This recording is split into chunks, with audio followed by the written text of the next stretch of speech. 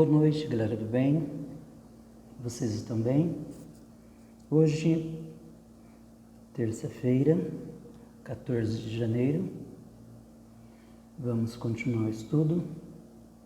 Nós paramos no verso 14 do capítulo 14 do livro do Êxodo, né? O Senhor lutará por vós, tão somente acalmem-se. Agora nós falaremos sobre a passagem pelo Mar Vermelho. No verso 15, disse então o Senhor a Moisés: Por que você está clamando a mim? Diga aos israelitas que sigam avante. Erga a sua vara e estenda a mão sobre o mar, e as águas se dividirão para que os israelitas atravessem o mar em terra seca. Eu, porém, endurecerei o coração dos egípcios e eles os perseguirão, e serei glorificado com a derrota do faraó e de todo o seu exército, com seus carros de guerra e seus cavaleiros. Os egípcios saberão que eu sou o Senhor quando eu for glorificado com a derrota do faraó, com seus carros de guerra e seus cavaleiros. A seguir, o anjo de Deus, que ia à frente dos exércitos de Israel, retirou-se, colocando-se atrás deles.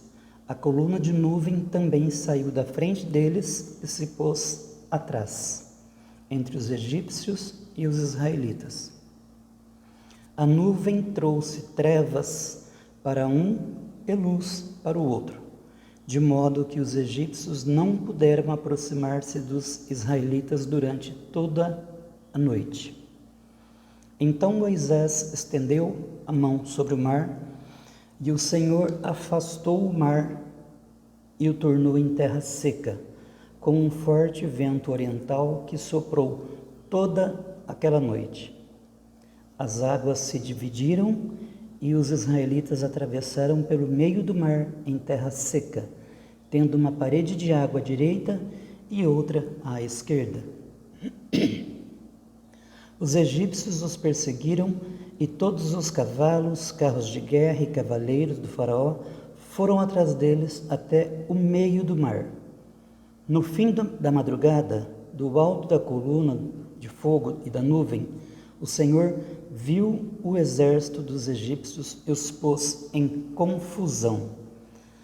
Fez que as rodas de seus carros começassem a soltar-se, de forma que tinham dificuldade em conduzi-los. E os egípcios gritaram: Vamos fugir dos israelitas. O Senhor está lutando por eles contra o Egito. Mas o Senhor disse a Moisés: Estenda a mão sobre o mar, para que as águas voltem sobre os egípcios, sobre os seus carros de guerra e sobre os seus cavaleiros.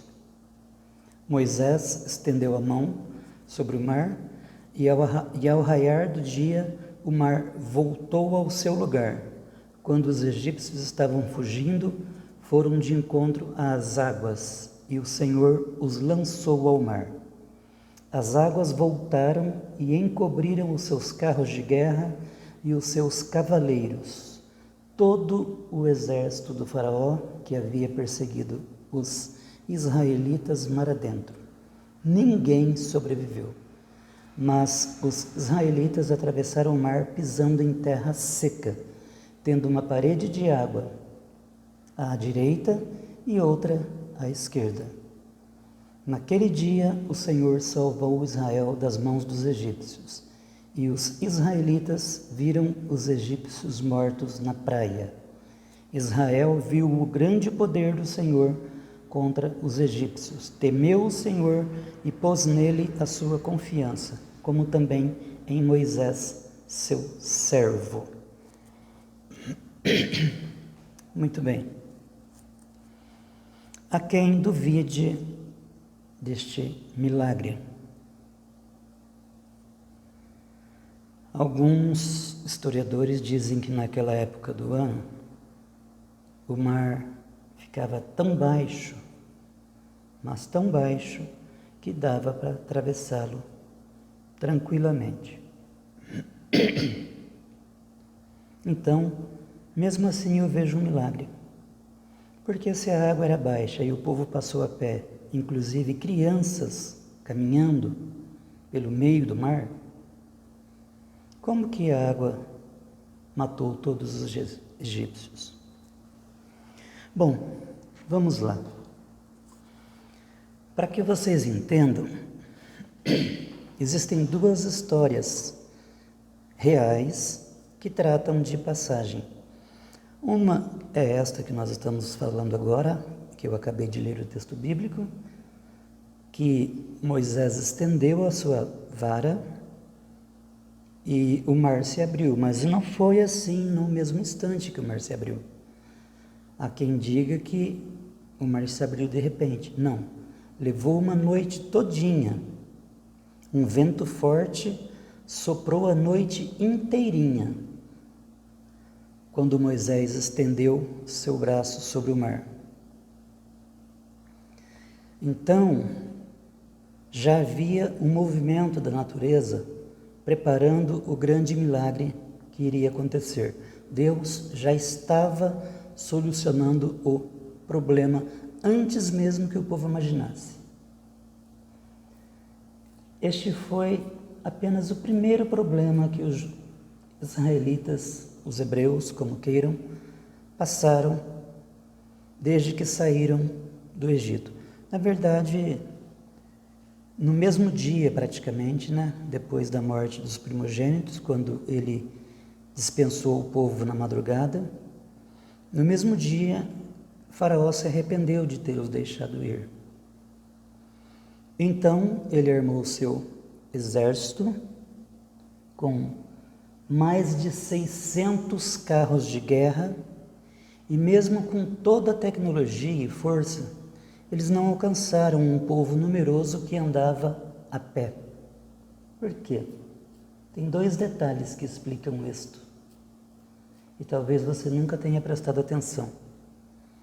Eu acabei de ler o texto bíblico. A nuvem espessa. Durante todo o trajeto até o Mar Vermelho, Deus colocou uma nuvem escura e espessa no caminho entre os egípcios e os israelitas. Isto fez com que eles não tivessem uma boa visão durante o caminho e assim não alcançasse o povo. Está no verso 20 que eu acabei de ler.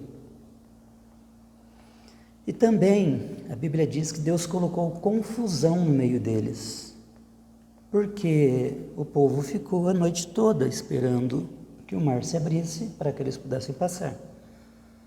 E os egípcios chegaram até os hebreus. Só que Deus colocou confusão no meio deles.